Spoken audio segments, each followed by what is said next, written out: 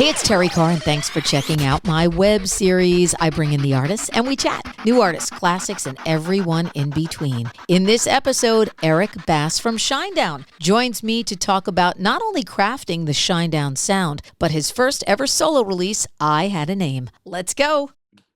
So I am with Eric Bass from Shinedown.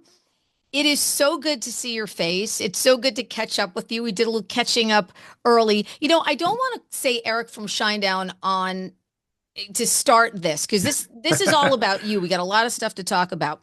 But when I say Eric from Shinedown, people think like, oh, you know, the bass player for Shinedown. You are so much more than that because you are a crafter of sound. There are people that they play their instruments and they do their concerts or they write some songs and stuff. You are a crafter of the sound of the band that you are in. You are a writer, you are a producer, you are a musician in the band, and you have taken this sound now down another road with this new solo record, your first solo record called I Had a Name. So where do we start? I'm going to start by asking you, is it a concept record? Because I feel like there are a lot of stories interwoven into these 12 tracks. Yeah, it's very much, by the way, thank you very much. That was so kind. What an introduction. And it's very nice to see you. Yeah, it's very much a concept record. It goes with a graphic novel that I started writing prior to writing the record. I started crafting this story and continue to do so, actually. The graphic novel will be out later this year. But at some point, I decided it wasn't difficult enough just to write a graphic novel, that you have to write music to go with it and make a record. So I began toying around with pieces of music and went to the band at the time and said, "Hey, are you all ready to work on a new Shinedown record? Because I've got these things I'm starting to work on. They're a little different, but they exist." And they were like, absolutely not. Brent, especially. Brent's like, no, I'm not ready to write a record. So I knew that I could take this stuff and kind of, move forward with it for something different. And, I just started finding snapshots in this story that I was writing that I thought would make interesting songs. It's not unlike the same process that you do when you're writing a Right, Shinedown sure. record. You just find things in life that you see that you want to write about, or things you've experienced that you want to write about. So I was just kind of going through the record through the book and picking those moments. And while the record is chronological, it's not telling the whole story word for word. It's just kind of giving you a glimpse into this scene and a glimpse into this scene and a glimpse into this scene. And out of that, I think you can some people, the people who have heard it so far have told me they can kind of wrap their head around a story, which is great. The thing that was important for me if I was going to make a conceptual record, though, was not to be so on the nose with it, because sometimes, not all the time, sometimes concept records can be very on the nose, where they're telling you this story the whole way through, and they're just explaining to you this story and what's happening. No room And for interpretation. right, yeah, and sometimes I feel like lyrically, as a listener, it's almost like reading a book. It's like there's almost no it's almost an objective experience at that point, and you're being told exactly what this is. And for me, what's always made rock and roll great and what's made songs and songwriting great is the subjective nature of it, where you can listen to a song and the listener can pull something out of it for themselves that maybe it has nothing to do with the song, but the lyrics are written in such a way and the story is told in such a way that you can see yourself in it and see your situation in it. That's what I wanted to try to accomplish. There are some songs that are more on the nose, of course, because I am telling stories, but lyrically, I really wanted to dig deep inside of myself and let that happen lyrically rather than trying to tell a story. Well, you're So connecting. You've always been a songwriter who writes songs that connect with people. yeah, That's what people love about coming to a Shinedown show. They feel that it is their sort of at church, regardless of what your religion is, sure. kind of moment. They go there, their troubles go away, Yeah, their animal comes out where they're able right. to do their own battle cry. And so there are shows, and then there are experience shows. Shinedown brings that experience show. So that doesn't surprise me that you want people to feel what they feel in addition to hearing some of your stories. And you princed on me on this one too. You wrote, you played everything, you Yeah. mixed, you produced. Like Mm. it's you. It's all you. No pressure, of course. Yeah, What right. was the decision to have this be sort of, you? And I think you started writing this during the attention around that time, right? yeah. This record is actually sandwiched right between Attention and Planet Zero. Wow, you didn't take any So downtime, huh? it's been done for a while. It's just I literally finished the last mix. In fact, Brent was when he was ready to start writing what would become Planet Zero. He was like, "Hey man, I'm gonna come. I live in Charleston, South Carolina, and he spends most of his life here with me when we're writing. So he's like, "Hey man, I'm coming to Charleston, and we're gonna start writing." And I'm like, "Hey man, I got to finish these mixes. I've been doing this record. I got to just let me get finished with this record, and as soon as I'm done, we can start writing." And literally, I finished the last mix. I called him. He was here a day or two later, and we started writing what would become Planet Zero. So this record is literally sandwiched between these other two kind of conceptual Shinedown records, which was I guess I was in a concept record phase at You that sure time. So, were. but yeah, it didn't really. It wasn't like I was itching to do something myself or anything like that. But I think that, if you think about it, music and filmmaking are two of the arts where it's very collaborative all the time. Like it tends to be collaboration between people at all times. And meaning, even if I'm a solo, even if I were a solo artist, a solo songwriter, I would still have to walk into a studio more than likely and work with an engineer and a producer and these other these people put their ingredients in the soup. And that's what we do with Shinedown. Yes, I produce the records and I'm one of the principal songwriters, but we're all adding into the soup. And but if you think about something like being maybe a writer or a painter or something, it's very insular. It's very much you. You can be, if you're writing a novel, you're writing something that's entirely you, and you're able to put it down on the page. If you're a painter, you're able to paint something that's entirely you.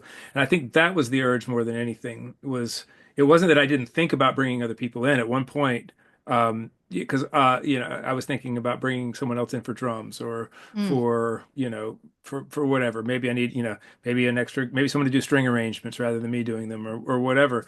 But ultimately I decided, I kind of want that experience of just every single piece of it being from me. And just honestly, just to see if I could do it, to be honest with you. I mean, there's a little bit of jumping off of a building head first and hoping I land on my feet with It it. was And meant to be for this record. I yeah, think for this sure. record lends itself to having it have your stamp on it. And what I love too is there's the Shinedown sensibility where you can kind of hear that. And I think that Yeah. that's amazing because I think every band that has a signature sound, like I said, you're a crafter of sound. That's what makes a great band. It doesn't mean you make the same records, but there's a sound that you can hear, and that's Hmm. where you go, "Oh, I know who that band is" Yeah. immediately. And that's the beauty of being a great band. But you did not mind experimenting No, with I never do. sound, with texture, with all kinds of different nuances on this record because it's very, very different than a Shinedown record. Yet again, for the Shinedown fans, there's that sensibility there. It's got a little bit of like, this industrial and electronic, and there's still some of that pop stuff, and like Mhm. it's kind of all over the place in a good way. Why was that important for you to not make a totally Shinedown sounding record? Yeah. Well, the blessing and curse of writing with partners with Brent. Let's just say Brent and I writing together. Brent and I have written some pretty big Shinedown songs, just the two of us. Symptom of Being Human, Monsters, Devil, Cut the Cord, Diamond Eyes. It's kind of all over the map. But when I have a collaborator like that, the blessing is that I can look at that person and say, what did you think? Do we think that's good? Is that a good lyric? Is that a great melody? Is this thing working together? The curse of that is that I have to look at somebody else and maybe I Right, don't right. maybe I don't agree with their opinion, but we're collaborating. So I win sometimes, he wins sometimes we both win. Sometimes we both lose if the song's terrible. But so if you put that into me working on it myself, it's the same thing but reversed. The blessing is that I get to make all the decisions and there's no one there to tell me, no. I can dive headfirst into my absurdities all I'd like. But the curse of that is I have no one to bounce anything off of, you know. The And blessing is the so curse. They're right, one and the correct, same. correct. Yeah. But in that context, for me, look, in Shinedown, we give ourselves a pretty big sandbox to play in. I mean, we encourage experimentation. We encourage trying to do different things. But we do kind of know who we are as a band and what how to keep certain things at home and how Mhm. to not go too far over the edge with things. When I'm doing something myself, I'm looking for that. I'm wanting to go further over the edge. I'm wanting to see how far I can push things. There are things that don't appear on this record that I pushed way too far, and they ended up not working. Wow. Wow. But Tell there's me some, but about the character too, because there's a character in this record. oh, there's several characters in this Yeah. record. Yeah, So there are four. tell Yeah. me about like the main character who, kind of Yeah. things revolve So around and so what we he's doing. Sure. Well, we actually have two protagonists in this story. One's name is Azalea, and she appears on the second track that I released called Azalea. Yep. And then there's this 12-year-old kid named Milk. That's his nickname, and he lives in a basically in a prison camp. And he doesn't remember. He's been living there since he was 6 or 7 years old, and he doesn't have much memory of his life prior to. And so that's where the title for the record comes from, is I Had a Name, because he doesn't remember what his name was.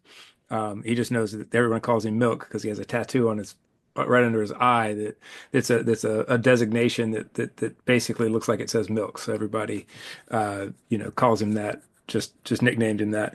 And then we've got Devarin, who is the character in the Mind Control video that I sort of performed in the video. He's our bad guy. He's our dictator. He's our big bad guy that's overthrown this world. And then there's a character named Jeff, and Jeff is this ancient protector of this world, and I who, didn't know Jeff yet. I'm just getting familiar yeah, with yeah, the record, yeah, so I didn't know about Jeff yet. But yeah, I know about the other three characters, and yeah. wow, So wow. we're kind of the story is actually really in depth. The graphic novel story is very got a lot of nuance, a lot of detail, a lot more characters than just those four for sure. Wow. Um, but What but were in you this like to live with when you were putting all of this together? Your mind must have been my like bing, bing, bing. What was your wife saying? What were the dogs saying? What was the my poor family saying? wife. My Your poor poor wife is wife. my poor wife's we've been together we haven't been married 30 years. We've been together 30 years. We've been married Wow. for 21 This years, one and must have been something a uh little different for she her, though. well now she's been a widow since she met me. I mean, that's just I'm yeah, living with me is not easy, especially when I'm in the middle of a huge project like this. Because I have so many peaks and valleys. I've made no secret about the mental health problems that I deal with, and depression, anxiety, and then couple that with with neurodivergence, and you end up with this guy that's hot one minute, cold the next, and a lot of mood swings and stuff, and nothing that I do intentionally or it's just what my makeup is. And so, if I'm out here, nothing makes me feel better and nothing makes me feel worse than creating. And like if I'm on a tear, man, I've got something that I've worked through that hardship, and I've worked through that problem out here, and I've cracked the code on the song, or I've cracked the code on a mix, or you know things have gone well, man. I feel really great when I get in the house at the end of the night. If I'm out here and I've been struggling, and I feel like a fraud, like nothing's working, and I'm terrible, and I'm shit, and none of this is working. Then she's got another dude to live with. So, and I look, the older I get, the more I really try to be cognizant of those things and try not to bring that stuff into the house. But Yeah. it's You hard. guys are true artists. It's You difficult. care Yeah. so much. I see that at shows. I think the last big arena show that I was at, Shinedown Arena show, was Prudential Center. Hmm. And that was just what a amazing show that was with Spirit Thank you. Box and Papa Roach. And you Yeah. guys were just, there was just everything going on, telling that whole Planet Zero story. And then, of Yeah. course, and I was sitting with so many people from your record label and your management company because people Hmm. were here. And Yeah. it was just such a beautiful moment to see you guys, in a big, giant, packed arena like that, Yeah. just putting so much effort out there and getting so much back. Yeah. So the fact But that th- you but that say, but yeah, but if we have a you're bad day, it mm. really affects me. That doesn't surprise me at all because I see that in the band. Yeah. And so my poor wife has to deal with that, when I'm like I say, when I'm in these big projects, and believe me, this, my record drops tonight at midnight, and then it's, in 5 days, 6 days from now, Brent's back here and we're working on Shinedown record, so it's not like these things. I never have a stopping point. I'm always working on something, but uh it can be a bit of a mental roller coaster, when I'm doing these things because it's look, I put everything I have down into the recording or down onto the page, and when you do that day in and day out, you know, it can be emotionally taxing, It's like and so walking into a crowd with your pants off, basically. You're yeah, in literally essence, out yeah, there exposed and all yeah, right, and just taking it all in and getting it yep, all back. Um, yeah, we're gonna play after we, end our sure, interview. Good night, which is such a yeah. great song. Tell me Oh, thank you. a little bit about that song. We could Yeah, go through every song, which would take you sure. forever, and you're in an interview cycle here. But tell me a little bit about that particular song. Good Night is the song on the record that I feel the closest to lyrically Really? out of all of them. Yeah, Okay. because to be honest with you, I look, I ended up writing a pretty autobiographical record unintentionally by doing what we were talking about earlier by taking pouring myself into these characters, into their experience. Inevitably, I'm going to tell my experience because all those characters exist up here, all the songs exist up here, and so, whether I meant to or not, um, I ended up telling a pretty large story about myself. I almost feel like I said too much sometimes, but Good Night is one of those songs that's extremely honest. And I was thinking about the main character Milk and how he has these sort of nuanced memories, very very vague, almost big blocky colors in his mind of like things that used to be. And but one of those things that sticks out is that he can still kind of feel this blissfully ignorant happiness of being a kid and of being a child because he still is a kid. But and I just sort of put myself into that situation, and I guess I was thinking about, at some point in my life, this weight of depression didn't overtake me, but crept in. Let's put it that way. And so I haven't let it overtake me yet, but it crept in, and I was thinking back about that kid that I used to be. That was, yeah. I mean, I had some difficulties, but I was just sort of full of life in a different way than I am now, and um, I just started writing about looking back at that kid and almost in a mean-spirited way, like looking back at that kid and going, um, well, I'm going to wish you good night. I hope you're somewhere in time back there. I'm abandoning you, and uh, just sort of giving that part of yourself a send off, I Mm, guess. mm, And mm. so that's why, lyrically it's pretty close to me because I think probably more than any of the other songs, I really went deep within myself to write that one versus telling myself I was writing about a character, Yeah, I And felt so a specialness in that song when I heard mm, it too. So I'm very yeah. happy that that's the one song that I picked out to ask you the most about. So this is a great time for you. You Yeah. got a great, amazing new record dropping that you should be so incredibly proud of. Mm, Um, by the way, congratulations. You're 22nd number one at Rock Radio with Dance Kid Dance. yeah. I'm looking at it because look, I've been here since the first, since every Hmm. Shinedown song, but I'm going 22 Shinedown number I ones. know.